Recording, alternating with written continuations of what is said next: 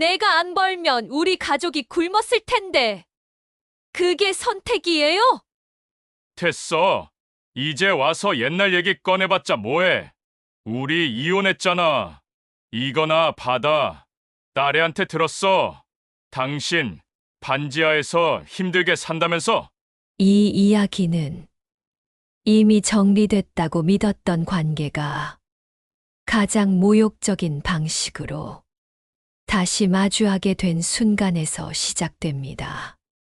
걱정이었는지, 연민이었는지, 아니면 정리되지 않은 감정이었는지조차자 분간하기 어려운 말 한마디가 한 사람을 다시 과거로 끌어당깁니다.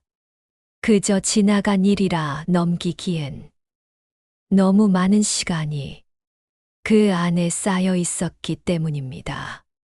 여러분의 구독과 좋아요는 따뜻한 응원의 손길이 됩니다. 안녕하세요. 저는 올해 65살이 된 김순자입니다. 지난 38년이라는 세월 동안 저는 단 한 번도 가계부를 남편에게 넘긴 적이 없었어요. 결혼 초부터 남편은 번번이 사업에 실패했고, 저는 그때마다 빚을 정리하고 생활비를 벌어야 했죠. 제가 새벽부터 시장에서 좌판을 펼치고, 낮에는 식당 일을 하고, 밤에는 공장에서 야간 작업을 할 때도 남편은 집에서 신문만 보고 있었습니다. 딸아이 학비며 생활비며 모든 걸 제 손으로 해결했어요. 남편에게 돈을 요구하면 돌아오는 건 한숨과 변명뿐이었죠. 지금 형편이 어려워서 그래. 조금만 기다려봐. 그 말을 몇 년이나 들었는지 기억도 나지 않습니다. 남편이 정년퇴직을 하고 나서도 상황은 나아지지 않았어요. 오히려 더 악화됐죠. 퇴직금으로 뭔가 해보겠다며 가져간 돈은 몇 달 만에 흔적도 없이 사라졌고 생활비조차 제대로 내놓지 않았습니다. 저는 60을 넘긴 나이에도 식당 설거지 일을 해야 했어요. 손목이 퉁퉁 붓고 허리가 끊어질 듯 아파도 일을 멈출 수가 없었습니다. 그렇게라도 하지 않으면 당장 다음 달 월세를 낼 수가 없었거든요. 남편은 집에서 텔레비전만 보며 시간을 보냈습니다. 제가 새벽같이 나가고 밤늦게 들어와도 수고했어라는 말 한마디 없었어요. 결국 저는 이혼을 결심했습니다. 더 이상 이렇게 살 수 없다는 생각이 들었거든요. 법원에서 재산 분할 이야기가 나왔을 때 남편은 펄쩍 뛰었어요. 내가 무슨 재산이 있다고 그래? 당신이 다 벌어서 쓴 거 아니야? 나한테 남은 건 시골에 있는 헐갑짜리 땅 한 떼기밖에 없어. 그것도 조상 대대로 내려온 거라 팔 수가 없고. 남편은 이 말을 변호사 앞에서도 딸아이 앞에서도 반복했습니다. 저는 지쳤어요. 더 이상 싸울 힘도 없었고 그 사람과 한 푼이라도 더 엮이고 싶지 않았습니다. 그냥 끝내고 싶었어요.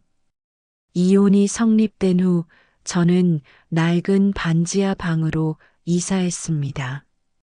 월세가 저렴한 곳을 찾다 보니 자연스럽게 그런 곳으로 가게 되더군요. 방은 좁고 습했지만 제 형편에 맞는 곳이었어요. 짐도 별로 없었습니다.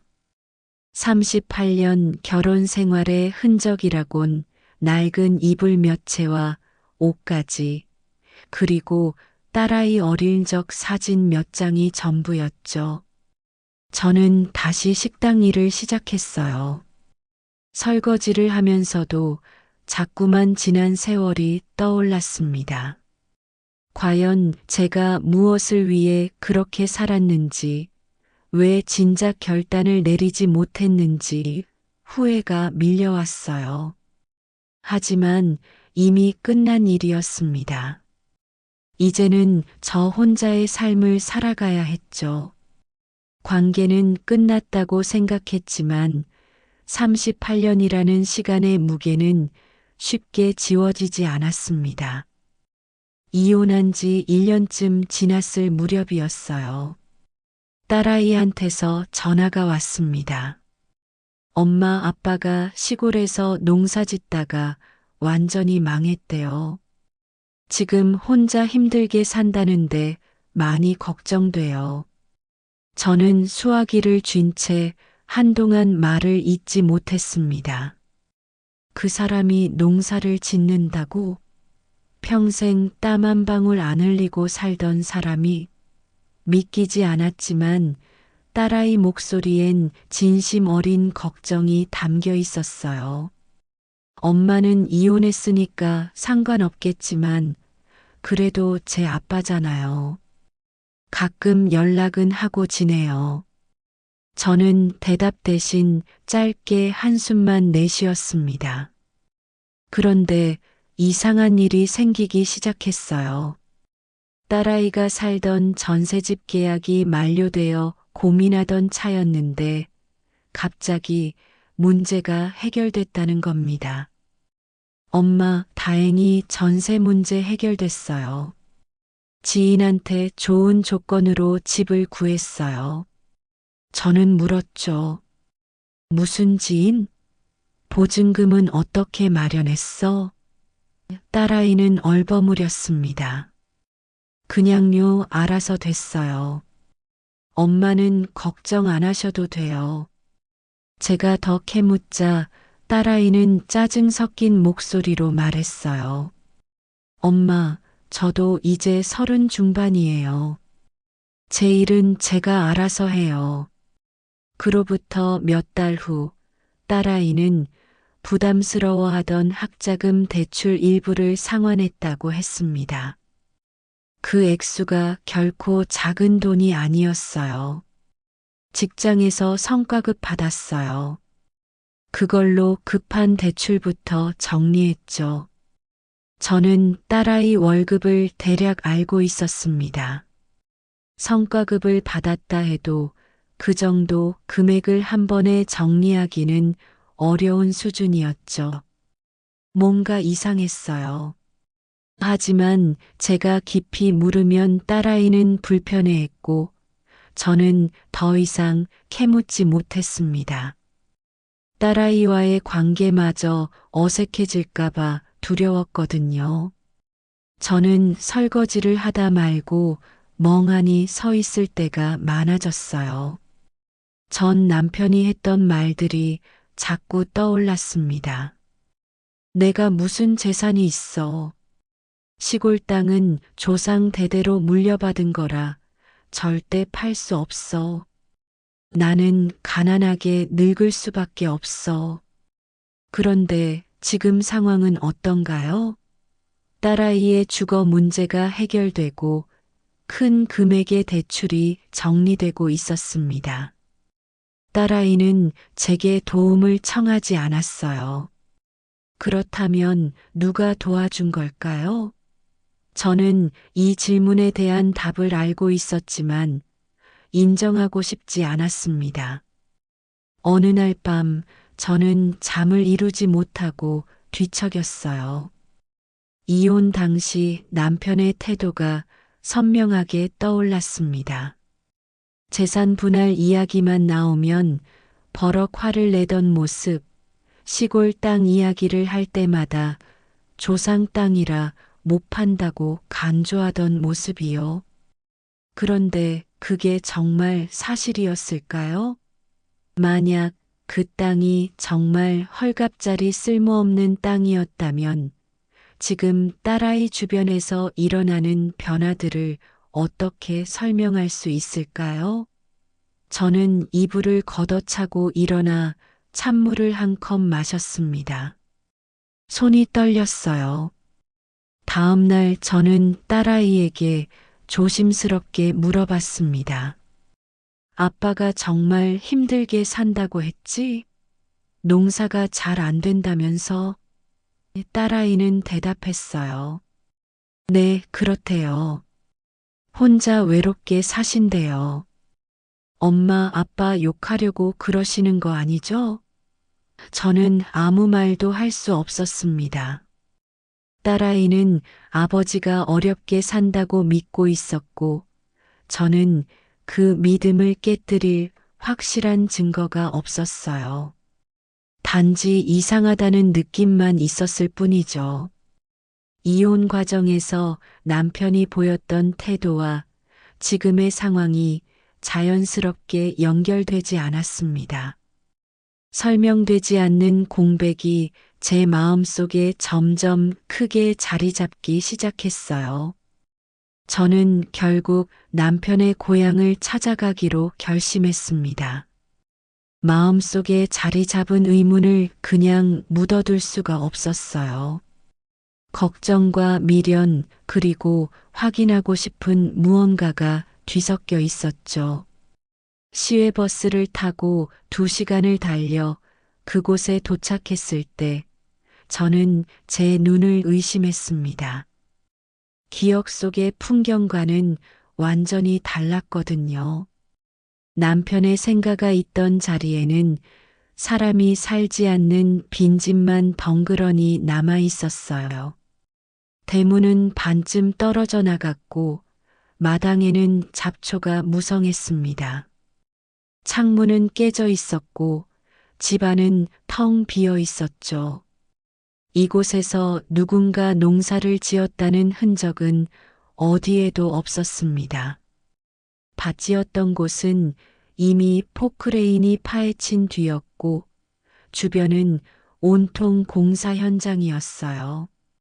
저는 천천히 주변을 걸으며 둘러봤습니다. 발밑으로 부서진 기와 조각들이 밟혔어요. 예전에 논이었던 곳, 과수원이었던 곳, 모두 사라지고 없었습니다. 대신 커다란 철제 펜스가 길게 쳐져 있었고 곳곳에 산업단지 조성 공사 중이라는 안내판이 서 있었어요. 굴착기들이 땅을 파고 덤프트럭들이 분주히 오가고 있었죠. 저 멀리 거대한 공장 건물의 골조가 올라가고 있었습니다. 이곳은 더 이상 시골 마을이 아니었어요. 개발이 한창 진행 중인 산업단지였습니다. 저는 철거 직전의 빈집 앞에 멍하니 서 있었습니다. 남편이 조상 대대로 물려받은 땅이라 절대 팔 수 없다고 했던 그 땅이요. 지키겠다고 죽어도 팔지 않겠다고 했던 그 땅 말입니다. 그런데 지금 이 모습은 뭔가요? 이건 단순히 농사를 짓다 실패한 사람의 집이 아니었어요. 계획된 철거였고 대규모 개발의 일부였습니다. 저는 가슴이 두근거렸어요. 남편이 이혼 당시 보였던 태도, 재산이 없다고 강조하던 모습, 시골 땅 이야기만 나오면 목소리를 높이던 모습이 하나하나 떠올랐습니다. 그게 다 연극이었던 걸까요? 저를 속이기 위한 계획이었던 걸까요? 저는 주먹을 꽉 쥐었어요. 손이 떨렸습니다. 38년을 함께 산 사람이 저를 이렇게까지 속일 수 있었다는 사실이 믿기지 않았어요. 아니, 믿고 싶지 않았습니다. 마을 어귀에 임시 컨테이너 사무실이 보였어요. 저는 그곳으로 걸어갔습니다. 안에는 작업복을 입은 중년 남자가 서류를 보고 있었죠. 안전모를 벗어 책상 위에 올려놓고 있었습니다. 저기요, 여쭤볼 게 있는데요. 남자가 고개를 들었어요. 네, 무슨 일이세요? 저는 떨리는 목소리로 물었습니다. 이 동네에 예전부터 살던 사람들은 다 어디로 갔나요? 언제부터 이렇게 공사가 시작된 건가요? 남자는 의자에 앉으며 대답했습니다. 여기요? 한 2년 전부터 보상 절차 시작됐고 작년부터 본격적으로 공사 들어갔죠. 원래 살던 분들은 다 보상받고 나가셨어요. 산업단지로 바뀌는 거라 보상금이 꽤 괜찮게 나왔다고 들었습니다. 땅 크기에 따라 다르지만 억 단위로 받으신 분들도 많았대요. 저는 숨이 막혔어요. 2년 전이요? 그럼 이혼하기 전부터 이미 이 일이 진행되고 있었다는 말이잖아요. 그리고 억 단위 보상금이라고요? 저는 더 물었습니다. 그럼 이 집 주인도 보상받고 떠난 건가요? 남자는 고개를 끄덕였어요. 네, 당연히 보상받으셨죠. 근데 본인이 직접 오신 건 아니고 대리인이 처리했다고 들었어요. 여기 원래 주인 어르신이 연세도 있으시고 해서 친척분이 다 처리하셨나 봐요. 저는 귀가 번쩍 뜨였습니다. 대리인이요? 친척이요? 저는 빈집을 다시 한번 바라봤습니다. 남편이 지키겠다던 땅, 팔 수 없다던 그 땅이 이미 사라지고 없었어요. 그리고 그 과정에서 누군가 대신 모든 것을 처리했다는 겁니다. 이유가 분명히 존재했습니다. 그리고 그 이유를 저는 반드시 알아내야 했어요. 저는 컨테이너 사무실을 나와 다시 빈집 쪽으로 걸어갔습니다. 예감이 들었습니다. 이건 단순한 농사 실패가 아니라는 예감이요. 저는 컨테이너 사무실로 다시 돌아갔습니다. 남자는 여전히 서류를 정리하고 있었어요. 저기요, 죄송한데 한 가지만 더 여쭤봐도 될까요? 남자가 고개를 들며 대답했습니다. 네, 말씀하세요. 저는 조심스럽게 물었어요. 아까 대리인이 처리했다고 하셨잖아요. 혹시 그분이 어떤 분인지 아세요? 제가 옛날에 이 동네 살았던 사람 친척이라서요. 남자는 잠시 생각하더니 말했습니다. 아, 그분이요. 한 50대 중반쯤 되셨나? 키 크시고 안경 쓰신 분이었어요. 여기 자주 오셨죠? 보상 절차 진행할 때도 계속 나오셨고 행정 서류 처리도 다 그분이 하셨어요. 원래 주인분 먼 친척이라고 하시더라고요. 성함은 기억이 잘 안 나는데 남자는 책상 서랍을 뒤적였습니다. 잠깐만요. 여기 명함이 있었는데 저는 가슴이 두근거렸어요. 남자가 명함 한 장을 꺼내 보여줬습니다. 거기에는 부동산 컨설팅이라는 직함과 함께 이름이 적혀 있었어요. 저는 그 이름을 본 순간 온몸이 굳었습니다. 남편의 고향 친척 중에 그런 사람은 없었거든요. 결혼 38년 동안 저는 명절 때마다 시댁에 갔었고 친척들 얼굴은 다 알고 있었습니다. 그런데 이 사람은 누구죠? 이분이 자주 오셨다고요? 제가 물었습니다. 남자가 고개를 끄덕였어요. 네, 보상금 협의할 때도 오셨고 계약서 작성할 때도 오셨어요. 되게 꼼꼼하신 분이더라고요. 보상금 산정 기준이며 개발 계획이며 다 챙겨보시고 유리한 조건으로 협상하시더라고요.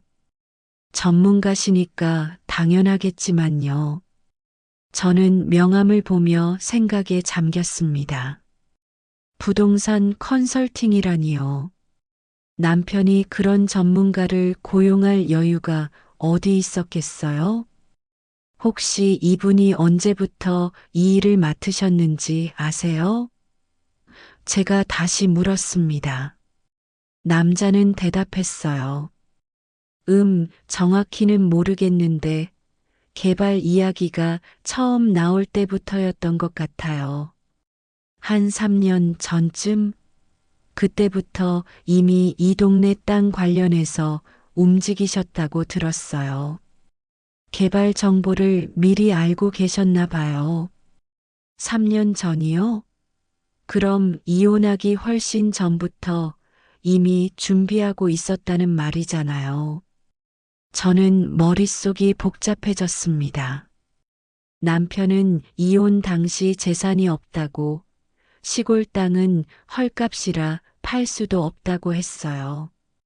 그런데 실제로는 개발 정보를 미리 파악하고 전문가를 통해 체계적으로 준비하고 있었던 겁니다.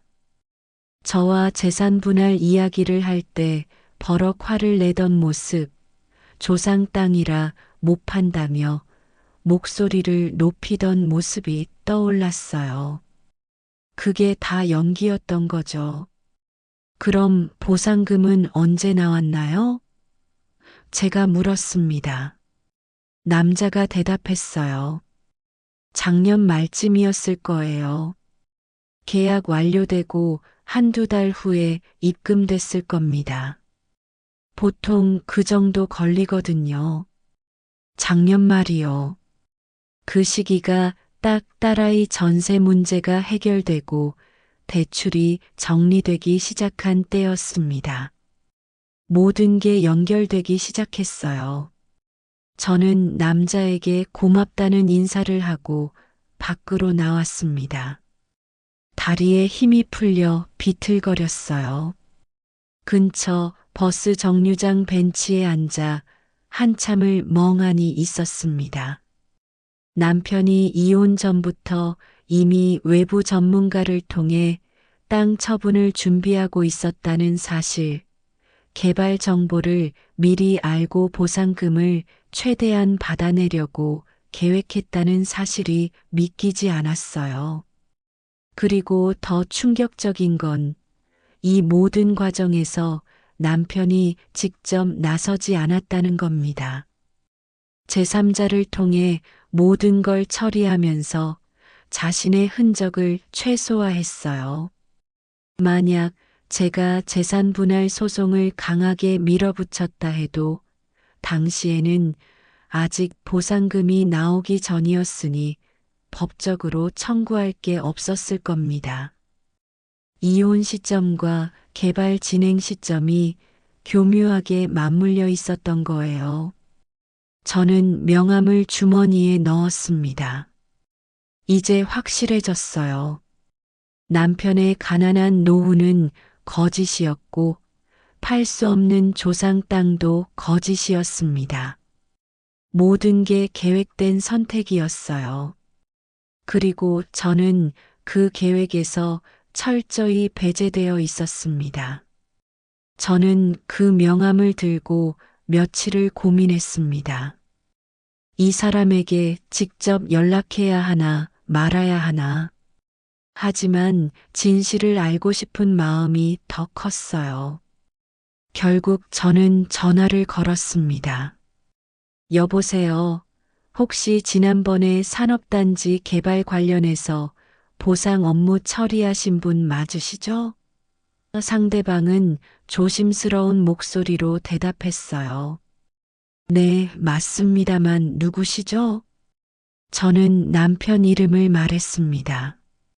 그분 부인이었던 사람입니다. 몇 가지 여쭤볼 게 있어서요. 전화기 너머로 잠시 침묵이 흘렀어요. 아, 그러시군요. 그런데 저는 의뢰인 정보를 함부로 말씀드릴 수 없어서요. 저는 단호하게 말했습니다. 저는 법적으로 알 권리가 있는 사람입니다. 이혼 과정에서 재산 은닉이 있었다면 그건 문제가 되는 거 아닌가요? 남자는 한숨을 쉬었습니다. 부인, 제가 아는 선에서만 말씀드리겠습니다. 저는 단지 의뢰를 받아 업무를 처리했을 뿐이에요. 그분이 언제 이혼하셨는지도 몰랐고 그냥 토지 보상 업무만 진행한 겁니다. 저는 물었어요. 그럼 보상금이 얼마였나요? 그리고 그 돈은 어디로 갔나요? 보상금은 남자는 망설이다 말했습니다. 약 12억 정도였습니다. 토지 면적이 꽤 넓었고 개발 지역 중심부라 보상 단가가 높았거든요. 저는 숨이 막혔어요. 12억이요? 남편이 재산 없다고 시골 땅은 헐값이라고 했던 그 땅이 12억이요? 그 돈은 어디로 갔습니까? 제가 다시 물었습니다. 남자는 조심스럽게 말했어요. 제가 아는 한 그분은 그 돈으로 시내에 상가 건물을 매입하셨습니다. 정확히는 꼬마 빌딩이라고 해야 하나요? 4층짜리 건물이었어요. 임대 수익을 목적으로 하신 것 같았습니다. 저는 전화기를 쥔 손이 떨렸어요. 상가 건물이요? 임대 수익이요? 그럼 지금 남편은 건물주로 살고 있다는 말인가요? 그리고 남자는 덧붙였습니다. 일부 금액은 따로 빼두셨던 것 같아요. 가족 지원 명목으로요. 정확한 금액은 모르겠지만 딸분 관련해서 사용하신다고 들었습니다. 저는 그 순간 모든 퍼즐이 맞춰지는 걸 느꼈어요. 딸아이의 전세 문제 해결, 학자금 대출 상환, 그게 다 이 돈에서 나온 거였구나. 전화를 끊은 후 저는 한참을 멍하니 앉아 있었습니다. 남편은 이혼 전부터 이미 모든 걸 계획하고 있었어요. 개발 정보를 미리 파악하고 전문가를 고용해 보상금을 최대한 받아냈고 이혼이 성립되자마자 그 돈으로 부동산을 매입했습니다. 그리고 딸아이에게는 일부 지원을 하면서 가난한 아버지를 연기했던 거예요. 저는 딸아이에게 전화를 걸었습니다.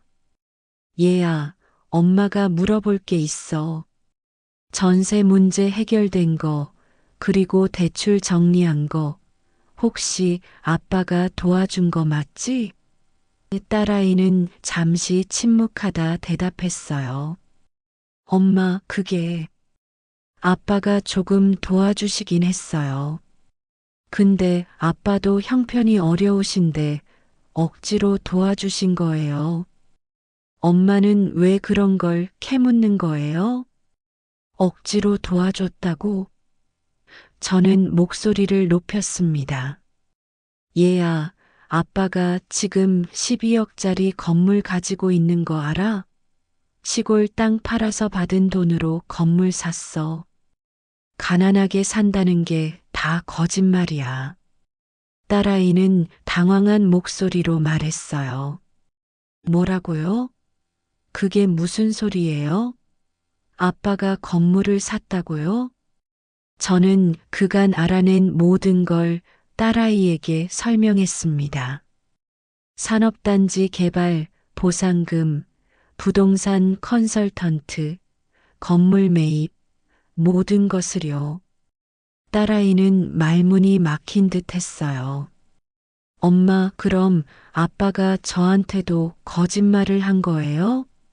저는 정말 아빠가 어렵게 사시는 줄 알았어요. 그래서 도움받는 게 미안했고, 그래, 내 아빠는 우리 둘 다 속인 거야. 저는 쓸쓸하게 말했습니다. 이혼할 때 재산 없다고 하면서 사실은 다 준비해 놓고 있었어. 나한테는 한 푼도 안 주려고 철저하게 계획했던 거지. 딸아이는 한참 말이 없더니 작은 목소리로 말했어요. 엄마, 미안해요. 제가 몰랐어요. 저는 전화를 끊고 반지하 방 창문을 바라봤습니다. 이혼 시점과 개발 진행 시점, 보상금 지급 시점, 모든 게 교묘하게 맞물려 있었어요. 남편은 직접 나서지 않고 제3자를 통해 모든 과정을 진행하며 흔적을 최소화했습니다. 그리고 저는 아무것도 모른 채 반지하에서 설거지 일을 하며 근근히 살아가고 있었던 거예요. 딸아이와의 통화 이후 저는 며칠간 연락을 받지 못했습니다. 전화를 걸어도 받지 않았고 문자 메시지에도 답이 없었어요. 일주일쯤 지났을 때 딸아이에게서 짧은 메시지가 왔습니다. 엄마, 시간 좀 주세요. 지금 혼란스러워요. 저는 답장을 보내지 않았어요. 딸아이도 충격을 받았을 거라는 걸 알았으니까요.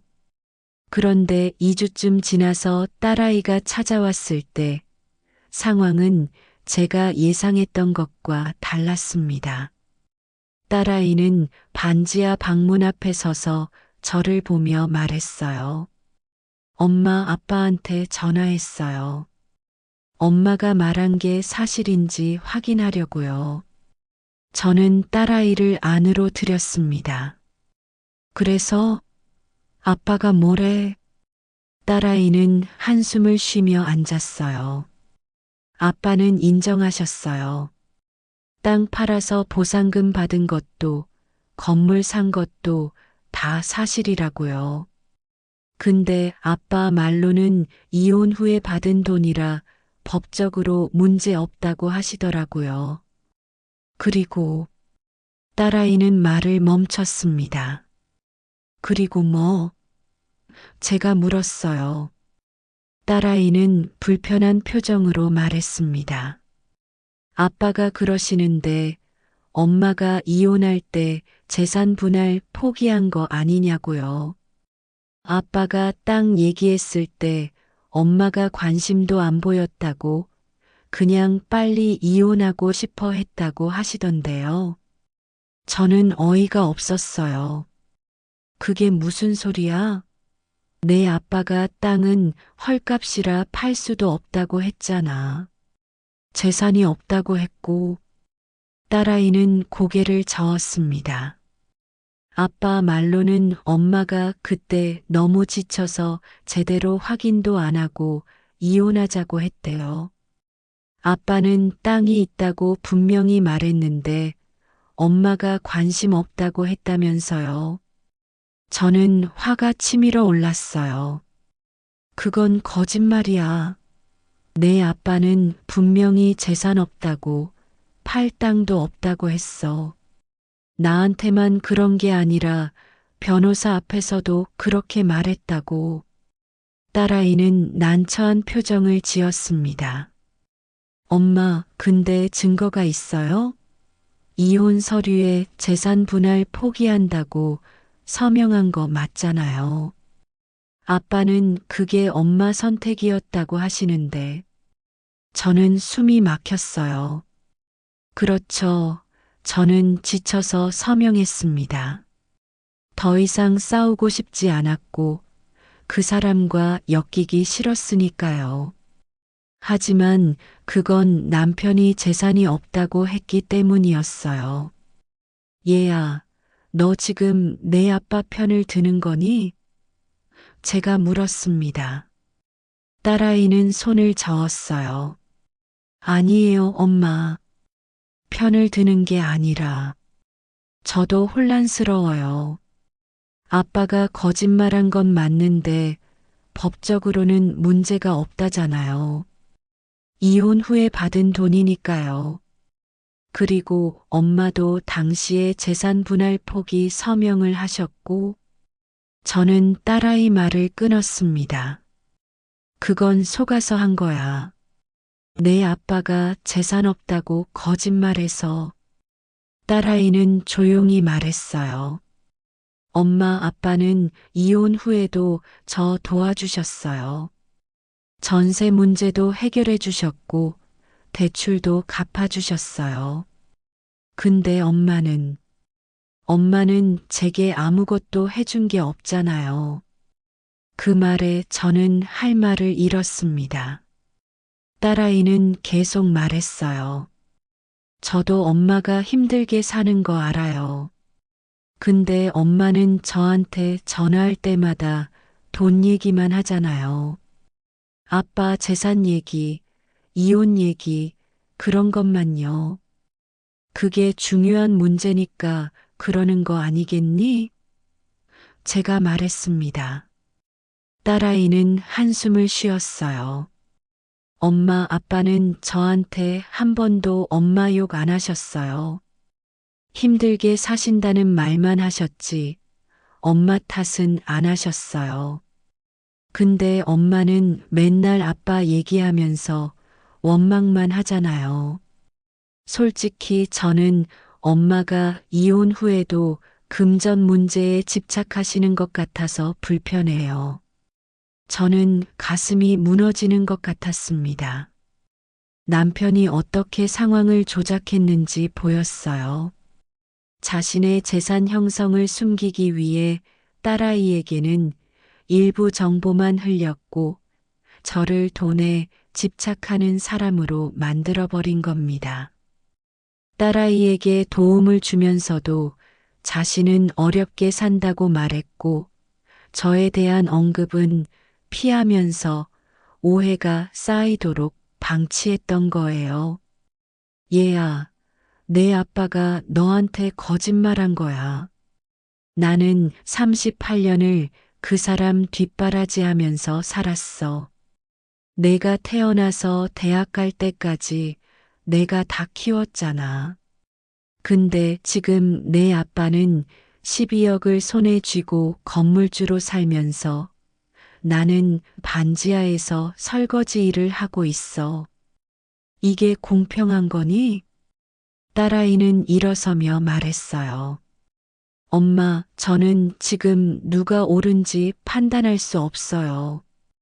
법적으로는 아빠 말이 맞는 것 같고, 감정적으로는 엄마가 억울한 것도 알겠어요.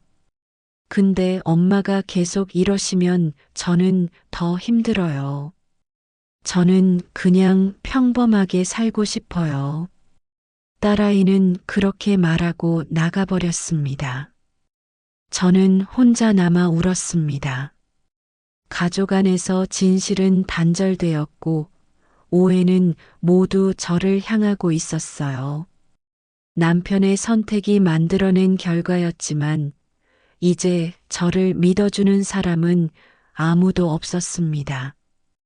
딸아이와의 대화 이후 한 달이 지났습니다. 저는 매일 식당에 나가 설거지를 하며 지냈어요. 손목은 더 아파졌고 허리도 자주 결렸지만 일을 멈출 수가 없었습니다. 생활비를 벌어야 했으니까요. 밤마다 반지하 방에 누워 천장을 바라보며 생각했어요. 제가 뭘 잘못한 걸까요? 38년을 성실하게 살았는데 왜 이런 결과를 받아야 하는 걸까요? 어느 날 오후 식당 일을 마치고 시장을 지나가다 우연히 남편을 마주쳤습니다. 아니, 정확히는 남편 소유의 건물 앞에서였어요. 4층짜리 꼬마 빌딩이었습니다. 1층은 편의점, 2층과 3층은 사무실, 4층은 주거 공간으로 보였어요. 건물 입구 옆에는 임대문이라는 작은 안내판이 붙어 있었습니다. 저는 그 건물을 멍하니 바라보고 있었습니다. 그때 건물에서 남편이 나왔어요. 남편은 깔끔한 재킷을 입고 있었고 손에는 서류 가방을 들고 있었습니다. 예전에 집에서 낡은 운동복만 입고 있던 모습과는 완전히 달랐어요. 남편도 저를 봤습니다. 잠시 당황하는 표정이 스쳤지만 곧 무덤덤한 얼굴로 돌아왔죠. 여기서 뭐해? 남편이 먼저 말했습니다. 저는 대답했어요. 그냥 지나가다가요. 여기가 당신 건물이었군요. 남편은 고개를 끄덕였습니다. 그래, 작년에 샀어. 뭐 물어볼 거라도 있어? 저는 웃음이 나왔어요. 뭘 물어보냐고요? 38년을 함께 산 사람한테 물어볼 게 한두 가지가 아니죠. 왜 그렇게까지 했어요? 이혼할 때 재산 없다고, 땅도 못 판다고 했잖아요. 근데 알고 보니 다 거짓말이었고, 이미 몇 년 전부터 준비하고 있었더군요. 제가 말했습니다. 남편은 한숨을 쉬었어요. 당신이 뭘 알아? 그 땅 개발되는 거 알았으면 당신 당장 재산 분할 소송 걸었을 거 아니야. 나는 내 재산 지킨 것뿐이야. 당신 재산이요? 그 재산 만들 때 내가 38년 동안 벌어서 생활비 된 거 생각 안 해요? 당신이 사업 실패할 때마다 빚 갚아준 거, 애 키우면서 온갖 일 다 한 거, 그건 아무것도 아니에요? 저는 목소리가 떨렸습니다. 남편은 차갑게 말했어요. 그건 당신이 선택한 거잖아. 나는 당신 보고 그렇게 살라고 한 적 없어. 그리고 법적으로 이혼 후에 받은 돈이니까 문제 없어. 변호사도 그렇게 말했고, 저는 어이가 없었습니다. 선택이요? 내가 안 벌면 우리 가족이 굶었을 텐데, 그게 선택이에요? 당신은 평생 제대로 돈 벌어온 적도 없으면서 남편은 짜증스러운 표정을 지었어요. 됐어. 이제 와서 옛날 얘기 꺼내봤자 뭐해. 이미 끝난 일이야. 우리 이혼했잖아. 남편은 주머니에서 봉투 하나를 꺼냈습니다. 이거나 받아. 딸애한테 들었어. 당신 반지하에서 힘들게 산다면서 이 정도면 몇 달은 쓸 수 있을 거야. 봉투 안에는 현금이 들어 있었어요. 얼마나 되는지는 모르겠지만 그렇게 많은 금액은 아닐 게 분명했습니다. 저는 그 봉투를 받지 않았어요. 이게 뭐예요? 시혜금이에요? 38년 결혼 생활에 대한 대가가 이거예요? 남편은 봉투를 제 손에 억지로 쥐어줬습니다. 받든지 말든지 알아서 해. 나는 당신한테 줄 거 다 줬어. 법적으로도 문제 없고, 이제 그만 좀 집착하고 당신 인생이나 살아. 남편은 그렇게 말하고 택시를 잡아 타고 떠났습니다. 저는 손에 쥐어진 봉투를 내려다봤어요. 오랜 세월의 희생과 감정을 금전으로 환산할 수는 없는 일이었습니다. 하지만 남편에게는 이미 계산이 끝난 일이었어요. 과거의 결혼은 정리된 관계였고, 저는 더 이상 그의 인생에 존재하지 않는 사람이었습니다. 저는 봉투를 쥔 채 한참을 서 있었습니다. 지나가는 사람들이 저를 이상하게 쳐다봤지만 신경 쓰이지 않았어요. 38년이라는 시간이 이렇게 가볍게 끝날 수 있다는 게 믿기지 않았습니다. 남편은 새로운 생활을 꾸리고 있었고, 저는 여전히 반지하에서 설거지를 하며 살아가고 있었어요. 결국 저는 그 봉투를 쓰레기통에 버렸습니다. 받을 수 없었어요. 그건 제가 받아야 할 것이 아니었으니까요. 저는 천천히 반지하로 돌아가는 길을 걸었습니다. 석양이 지고 있었고 거리에는 퇴근하는 사람들로 붐볐어요.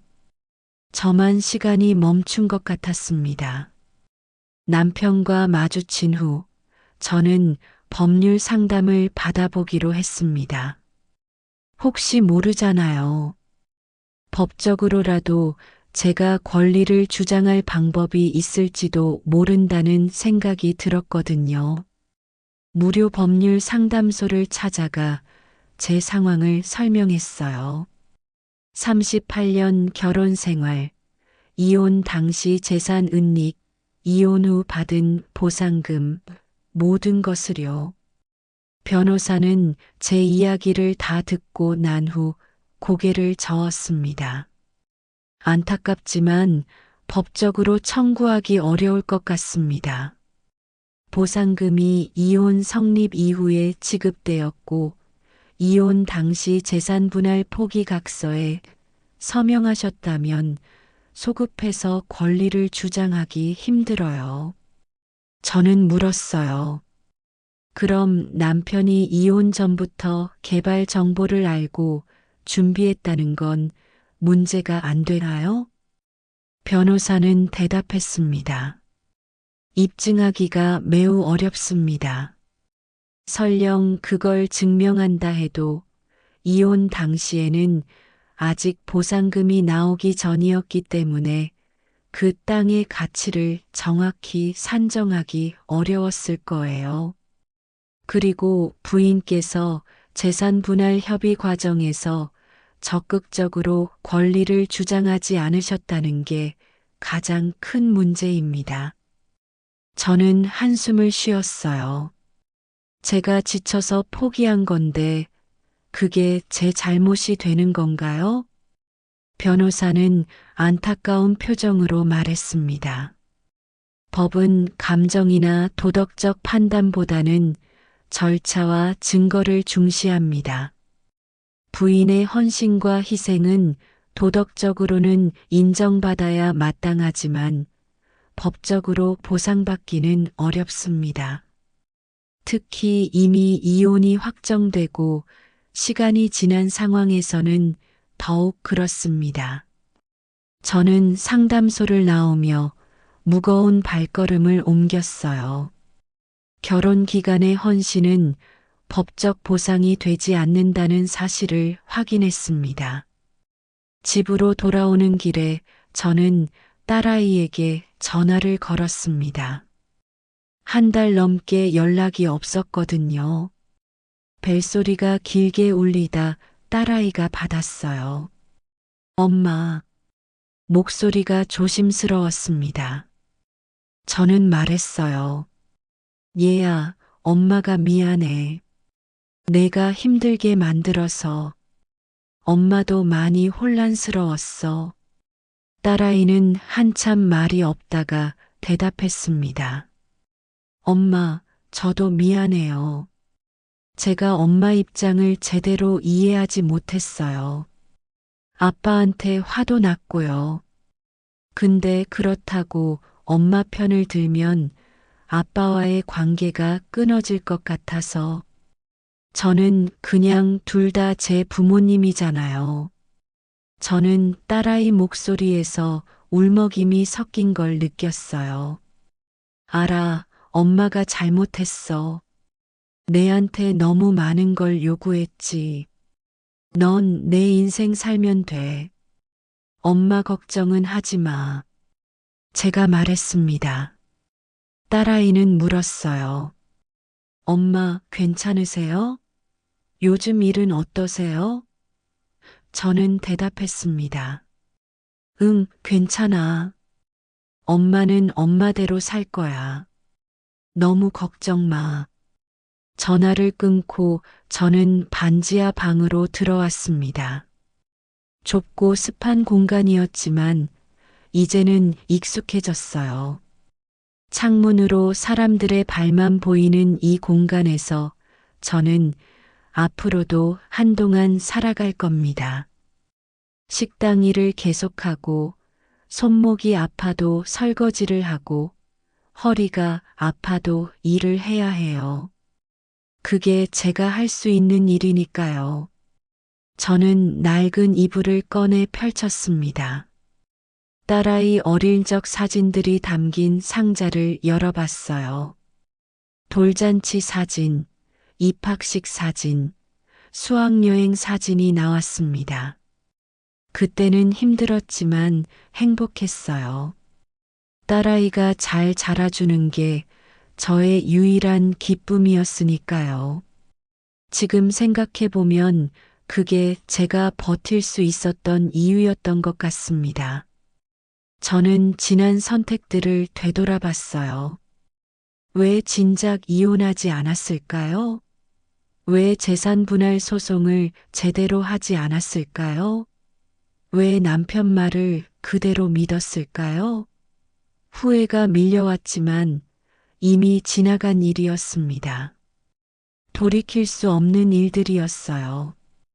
참아온 시간이 너무 길었습니다. 38년이라는 세월을 저는 누군가의 아내로, 누군가의 엄마로만 살았어요. 제 자신을 위해 산 적은 없었죠. 내려놓지 못한 미련도 많았습니다. 그 사람이 언젠가는 제 헌신을 알아줄 거라는 기대, 딸아이가 엄마 편이 되어줄 거라는 바람, 그런 것들이요. 하지만 너무 늦게 알게 된 진실이 있습니다. 아무도 제 희생을 기억하지 않는다는 것, 법은 감정을 보상하지 않는다는 것, 그리고 결국 남는 건 저 혼자라는 것이요. 저는 사진들을 다시 상자에 넣었습니다. 과거에 머물러 있을 수는 없었어요. 내일도 저는 새벽같이 일어나 식당에 갈 겁니다. 설거지를 하고 월세를 내고 하루하루를 버텨나갈 거예요. 삶은 계속되니까요. 저는 불을 끄고 누웠습니다. 창밖으로 사람들의 발소리가 들렸어요. 모두 자기 삶을 살아가고 있었습니다. 저도 그렇게 살아갈 겁니다. 조용히 그리고 묵묵히요. 이 이야기는 이미 끝났다고 믿었던 관계가 아주 사소한 걱정 하나로 다시 흔들리기 시작한 순간에서 시작됩니다. 그저 잘 지내는지만 한번 확인해 보려던 마음이었고 아무 일도 아닐 거라 여겼던 발걸음이었습니다. 하지만 그 선택은 전혀 예상하지 못한 현실로 이어지게 됩니다. 여러분의 구독과 좋아요는 따뜻한 응원의 손길이 됩니다.